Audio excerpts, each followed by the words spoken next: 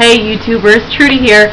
Just coming in to do a video response video for Fat and Flabulous. I hope I'm pronouncing that right. I love that username. I've been following your progress here and waiting for this surgery, and it's funny, you know, in watching someone who's just so new in the process, I had the exact same questions as you did when I was going through this.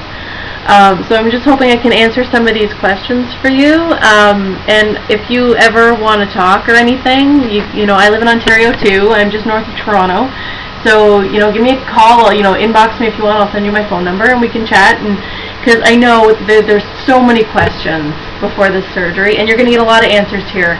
You're in the right place. So I'll start from sort of the beginning. You were talking about soups. And strained soups and broths and things like that. And in the beginning, I was using just straight old, you know, chicken oxo and or Knorr broth, and it was just nasty. So what I would do is I would make like vegetable soup using the broths, and then I'd strain all the vegetables out and just have the broth. So I would add, if I was using vegetable broth, I would add like onions, celery, carrots, maybe a can of tomatoes, and things like that. You know, salt and pepper, a little bit of garlic maybe, and then I would strain it and just have the broth that way, because I found the broth had a really funky sort of taste to it. That was pre-op, and maybe, yeah, my first week or two post-op too. And then once I was finally allowed strained, creamed soups, I went out and I bought every Knorr soup that was on the market. Potato, cream potato, cream of mushroom, oh shoot, I can't even remember. I bought like every type of soup there was, and then I would just strain the bits out.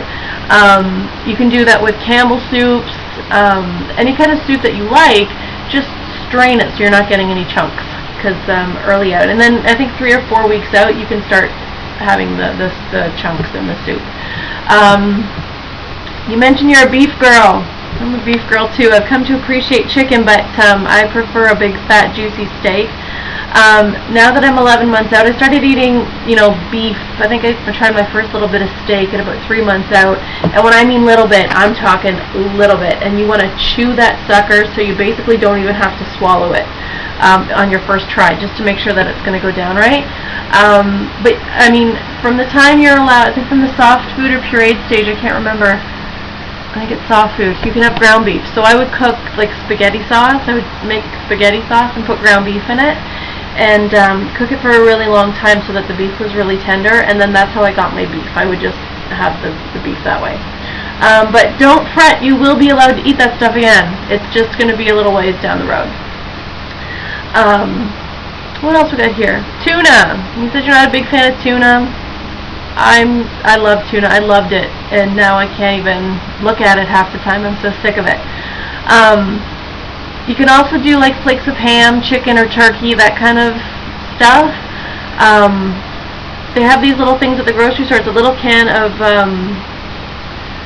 flakes of chicken, and it comes with the little crackers. Those are a good lunch for me sometimes.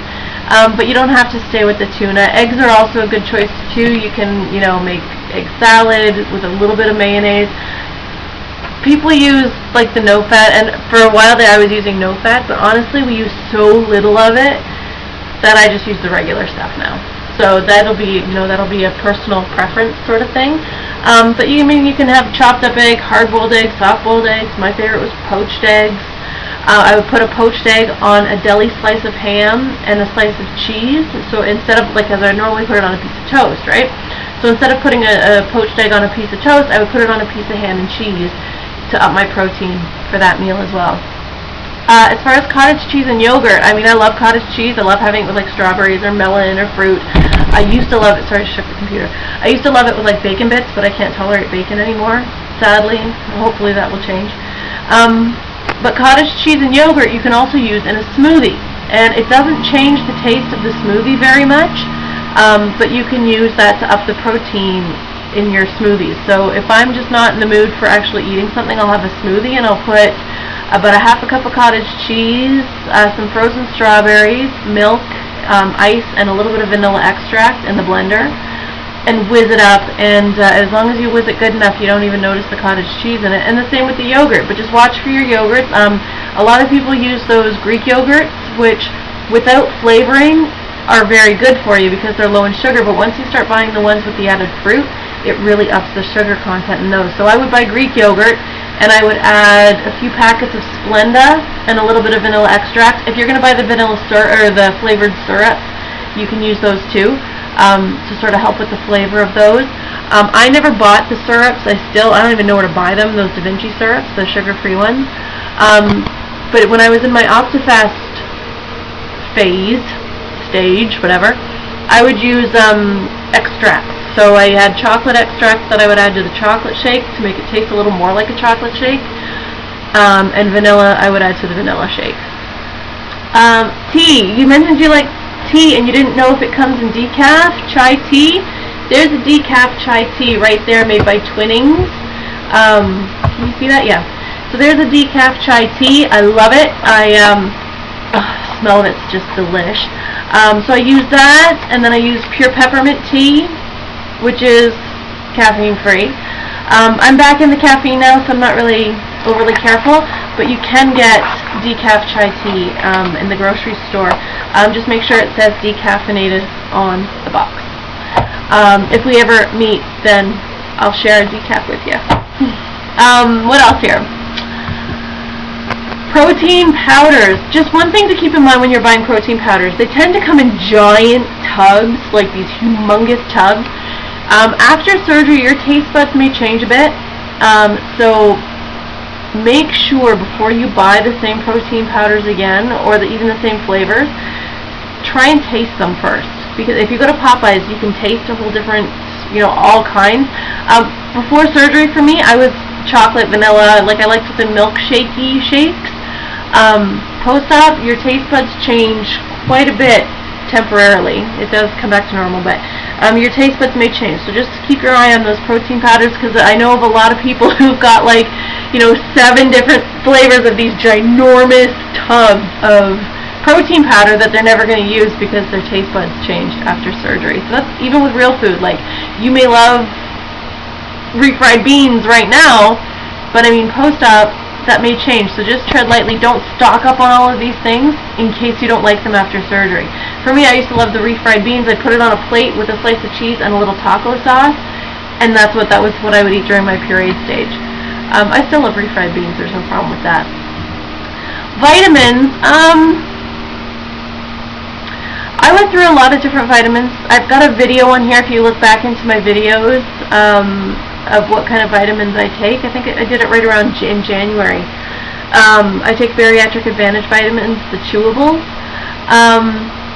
The taste of the vitamins is going to be your preference. It's just, I'll tell you right now, liquid calcium, don't even bother. It's disgusting. Try and get chewables for the first little while, and then after you're a few months out, you can start taking normal vitamins again. You don't necessarily have to stay on chewables for the rest of your life. So don't stress out too much about the vitamins. Don't go stocking up on a whole lot of things that you don't know if you're going to need, because you're going to have all these things sitting in your cupboards if you don't need them. The staples though are the multi, the calcium, and the iron.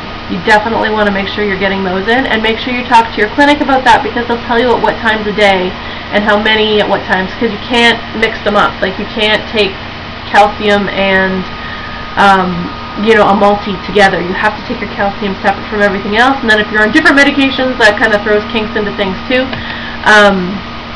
So just talk to your center before you go buying a whole whack of vitamins. What else? Oh, cutlery and plates. Don't waste your money on buying small cutlery and plates and that kind of stuff. You're not going to live the rest of your life eating off of tiny plates with tiny forks. So it's best just to get accustomed to it now. I use just a normal, sorry, it's got crumbs on it, but I use a bread and butter plate for my meals. Just a normal bread and butter plate and normal cutlery. So I do use, everyone's got these in their kitchen, just normal bread and butter plates. Don't go buying little plates. I see people buying like sippy cups, and don't waste your money, please. And honestly, unless you're going to be, unless you plan on making smoothies and things like that, you don't even need a blender, really. That pureed stage is only, I bought a bullet, well, it's like a bullet, it's not a bullet brand, but it's like a bullet, for my pureed stage, and I think I used it like twice. You don't need it. As long as you chew really, really well. If you don't want to buy a blender or a bullet, then you don't have to buy a blender or a bullet. If you have someone, you can borrow one. If it makes you more comfortable, you can borrow one for a week. Even do that. But you're on the right track. You're planning, and that's great. Making lists, that's awesome. Just don't go stocking up. I mean, unless you live like 20 miles from a grocery store, you can always get to the grocery store after surgery. It's not, you have, from what I understand, a husband there, so hopefully he can help you out, but you don't have to stock. And that was my thing too, is I wanted to stock up on everything. I went out and I bought you're going to be on like Boost diabetic shakes or Carnation instant breakfast shakes immediately post-op for about 2 to 3 weeks, depending on what center you go to. I was in Hamilton, so I was on these shakes for 3 weeks, and I went out and I bought 10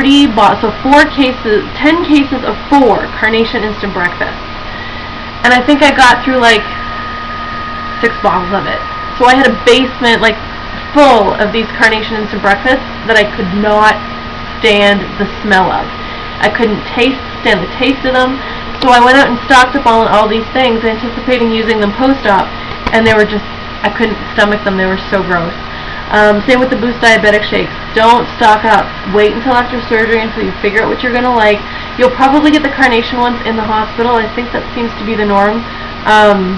Who knows by the time you have your surgery what the protocol will be, but wait until you can taste them, and don't stock up until you know, because it's really hard, especially when you're going to be living off this stuff for a while and relying on it.